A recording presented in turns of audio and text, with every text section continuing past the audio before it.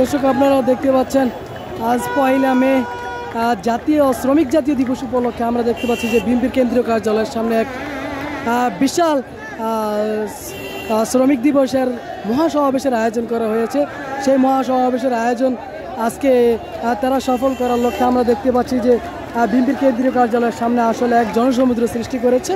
আপনাদেরকে আমরা দেখানোর চেষ্টা করছি দর্শক, তারা স্লোগানে রাজপথকে দাপিয়ে বেড়াচ্ছে। আপনাদেরকে আমরা সেই চিত্র দেখানোর চেষ্টা করছি যেখানে আসলে 64 জেলা থেকে এই বিএনপির যে মহাসমাবেশ, শ্রমিক দলের যে মহাসমাবেশ, সেই শ্রমিক দলের মহাসমাবেশ আসলে তারা অংশগ্রহণ নিয়েছে। দর্শক দেখতে পাচ্ছেন যে আসলে যেই জেলা থেকে যেই মহানগর থেকে আসলে তারা এসেছে তাদের হাতে ব্যানার উঁচিয়ে তারা সেটি দেখাচ্ছে, আপনারা দেখতে পাচ্ছেন।